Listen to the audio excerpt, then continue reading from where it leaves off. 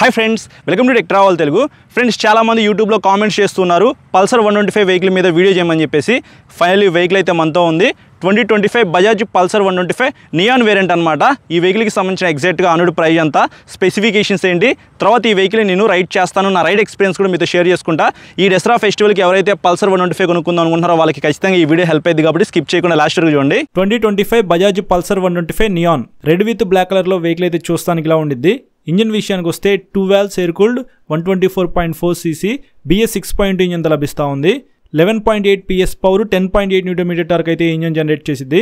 Transmission విషయానికి వస్తే 5 speed manual transmission ఇచ్చారు. అంటే ఈ వెహికల్ 5 గేర్లు అయితే ఉంటాయి. డ్రైవ్ టైప్ వచ్చేప్పటికి చైన్ డ్రైవ్ అయితే ఇచ్చారు. ఇక్కడ మీరు చూడొచ్చు చైన్ అయితే పూర్తిగా కవర్ చేసింది కాబట్టి ఎవ్రీ 500 km చైన్ క్లీన్ చేసుకోవాల్సిన అవసరం కూడా లేదు.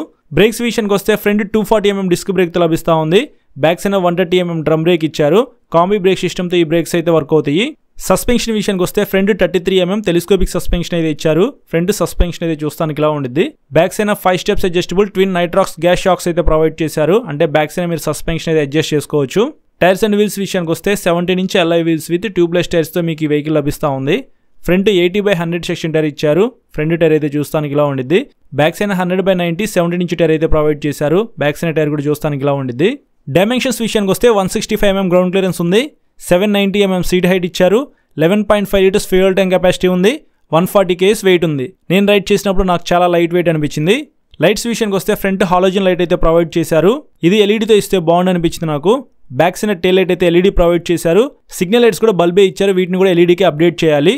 ఇక్కడ ఇంకొక ప్లస్ పాయింట్ ఏంటంటే ఈ సిగ్నల్ లైట్స్ అనేది నాన్ బ్రేకబుల్. అంటే ఎప్పుడైనా వెహికల్ కింద పడిపోయినప్పుడు సిగ్నల్ లైట్స్ అయితే బ్రేక్ అవ్వవు. ఫీచర్స్ విషయానికి వస్తే ఇది నియాన్ వేరియంట్ కాబట్టి అనలాగ్ అండ్ డిజిటల్ కన్సోల్తో లభిస్తూ ఉంది. లెఫ్ట్ సైడ్ అనలాగ్ టాకోమీటర్ అయితే ఉంది. అలాగే ఆర్పిఎం లైట్ ఉంది. రైట్ సైడ్ డిజిటల్ కన్సోల్లో సైడ్ స్టాండ్ వార్నింగ్ ఉంది. సర్వీస్ డ్యూ ఇండికేటర్ ఉంది. లో బ్యాటరీ ఇండికేటర్ ఉంది. స్పీడోమీటర్ ఉంది. ఓడోమీటర్ ఉంది. ట్రిప్ మీటర్స్ ఉన్నాయి. డిస్టెన్స్ టు ఎంటీ ఫీచర్ ఉంది. డిజిటల్ ఫ్యూయల్ గేజ్ ఉంది. ఇట్లాంటి మంచి మంచి ఫీచర్స్తో ఈ వెహికల్ లభిస్తూ ఉంది. ఇంకా సీట్ విషయానికి వస్తే ఇక్కడ మీరు చూడొచ్చు సింగిల్ లాంగ్ సీట్తో లభిస్తూ ఉంది. ఇది ఒక ప్లస్ పాయింట్ అనమాట. ఫ్యామిలీ కోసం కూడా ఈ వెహికల్ అయితే మీరు యూజ్ చేసుకోవచ్చు. Back side pillion seat comfort కూడా చాలా బాగుంటుంది. అలాగే గ్రాబ్ రైల్ కూడా మీకు కంఫర్టబుల్గా డిజైన్ చేశారు. 125 బ్యాడ్జింగ్ కూడా ఇక్కడ మీరు చూడొచ్చు. ఈ వెహికల్లో స్కిప్ చేయకుండా సైడ్ స్టెప్ ఫుట్ రెస్ట్ కూడా ఇస్తున్నారు. ఇది ఇంకొక ప్లస్ పాయింట్ అనమాట. శారీ గార్డ్ అయితే ఉంది. అలాగే రబ్బర్ ప్యాసింజర్ ఫుట్ రెస్ట్ అయితే ఇచ్చారు. దీన్ని కొద్దిగా అప్డేట్ చేస్తే బాగుంది అనిపించింది నాకు. కీస్ అయితే చూస్తానికి ఇలా ఉంటాయి. అన్ని పల్సర్ వెహికల్స్లో మీరు ఇట్లాంటి కీ డిజైన్ అయితే చూస్తారు. ఇంకా హ్యాండిల్ మీద ఉన్న స్విచెస్ విషయానికి వస్తే హ్యాండిల్కి రైట్ సైడ్ రెడ్ కలర్లో ఇంజిన్ కిల్ స్విచ్ అయితే ఇచ్చారు. దాని కింద సెల్ఫ్ స్టార్ట్ అయితే ఉంది. హ్యాండిల్కి లెఫ్ట్ సైడ్ డెడికేటెడ్గా పాస్ స్విచ్ ఉంది. తర్వాత హైబీమ్ లోబీమ్ స్విచ్ ఉంది. దాని తర్వాత సిగ్నల్ లైట్ స్విచ్ ఉంది. ఇంకా కింద చూసుకున్నట్లయితే హార్న్ ఉంది. క్లిప్ అండ్ హ్యాండిల్ బార్స్ ఇచ్చారు కాబట్టి రైడ్ చేసేటప్పుడు చాలా కంఫర్టబుల్గా మీరు రైడ్ చేస్తారు. కలర్స్ విషయానికి వస్తే టోటల్గా మీరు 6 కలర్స్లో ఈ వెహికల్ అయితే చూస్ చేసుకోవచ్చు. టాప్ స్పీడ్ విషయానికి వస్తే ఈజీగా 100 km పైన వెళ్ళగలదు.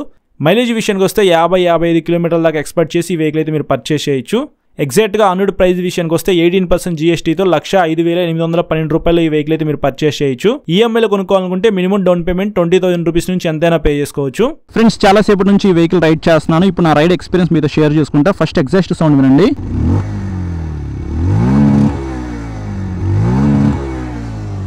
ఇంజిన్ అయితే చాలా స్మూత్గా ఉంది. ఫస్ట్ గేర్ వేసాను.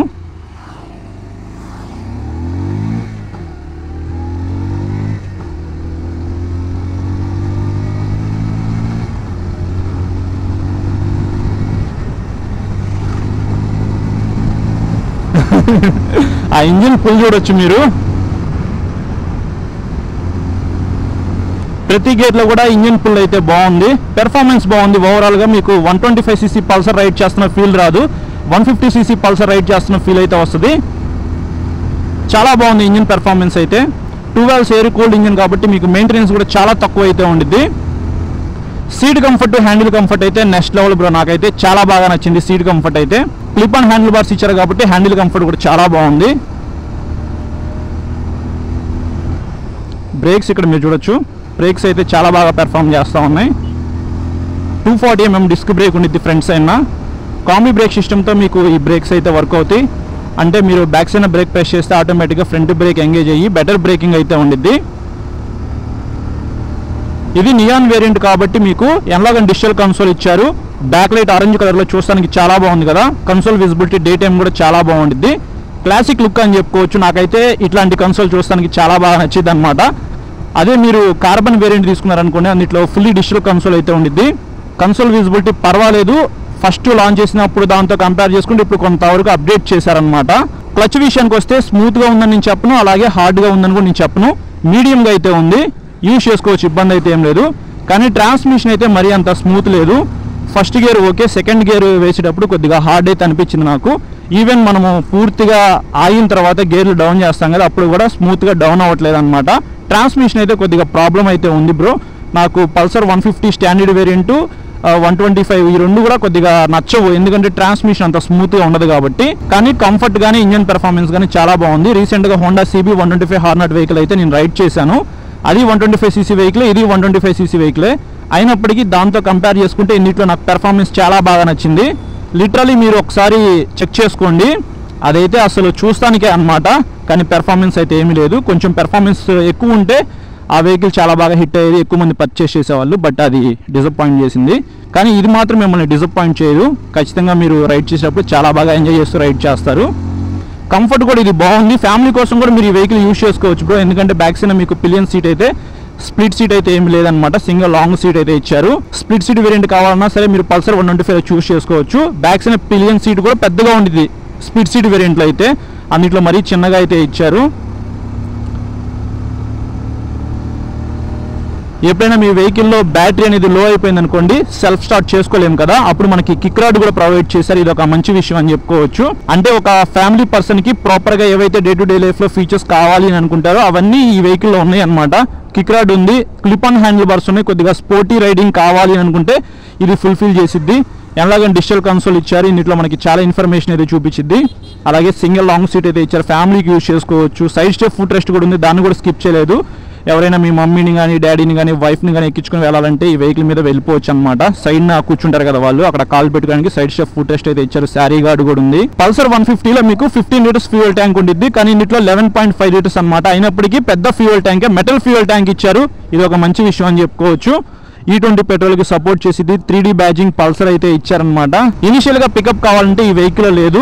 నాకు ఫస్ట్ గేర్ వేసి క్లచ్ వదలంగానే ఇట్లా స్పీడ్గా వెళ్ళిపోవాలి అంటే మాత్రం మీరు పల్సర్ 150 చూస్ చేసుకోండి. దీంతో కంపేర్ చేస్తే దాంట్లో కొద్దిగా పెర్ఫార్మెన్స్ ఎక్కువ ఉండేది కాబట్టి.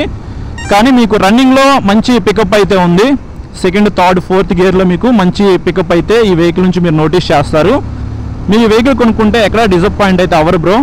ఇంజిన్ పరంగా కానీ, లుక్ పరంగా కానీ, కంఫర్ట్ పరంగా కానీ, మెయింటెనెన్స్ పరంగా కానీ మీకు అన్ని విషయాల్లో టిక్ మార్క్స్ అయితే పడతాయి. సో ఎవరైనా ఇంట్రెస్ట్ ఉండి కొనుక్కోవాలనుకుంటే 2025 బజాజ్ పల్సర్ 125 నియాన్ వేరియంట్ అయితే కొనుక్కోండి. ప్రైస్ తక్కువ కావాలంటే ఈ వెహికల్ మీరు కన్సిడర్ చేసుకోవచ్చు. సో ఇది నా రైడ్ ఎక్స్పీరియన్స్ అయితే. ఫ్రెండ్స్ చూసారు కదా ప్రైజ్ అండ్ స్పెసిఫికేషన్స్, అలాగే నా రైడ్ ఎక్స్పీరియన్స్. వెహికల్ పెర్ఫార్మెన్స్ అయితే బాగుంది, అలాగే ఫ్యామిలీకి ఉపయోగపడేలాగా సింగిల్ లాంగ్ సీట్ అయితే ఇచ్చారు. క్లాసిక్ పల్సర్ అనమాట. ఈ వెహికల్ గురించి ప్రత్యేకంగా మనం చెప్పేది ఏముంది, 125cc ఆల్రౌండర్గా ఒక వెహికల్ కావాలి అనుకుంటే మీరు పల్సర్ 125 అయితే చూస్ చేసుకోవచ్చు. లేదు నాకు కొద్దిగా పెర్ఫార్మెన్స్ అయితే తక్కువ అనిపిస్తుంది, ఎక్కువ పెర్ఫార్మెన్స్ కావాలి అనుకుంటే డైరెక్ట్గా సేమ్ ఇదే డిజైన్లో మీకు పల్సర్ 150 అయితే ఉంది, అది మీరు కావాలంటే కొనుక్కోవచ్చు. ఇది ఓవరాల్గా వీడియో అయితే నచ్చితే లైక్ చేసి మీ ఫ్రెండ్స్ అందరికీ షేర్ చేయండి. అలాగే మన ఛానల్కి సబ్స్క్రైబ్ చేయకుండా చూస్తున్నారు, సబ్స్క్రైబ్ చేసుకుని పక్కన బెల్ ఐకాన్ క్లిక్ చేసి పెట్టుకోండి. నేను వీడియో పెట్టిన వెంటనే మీకు నోటిఫికేషన్ వస్తుంది. Thank you.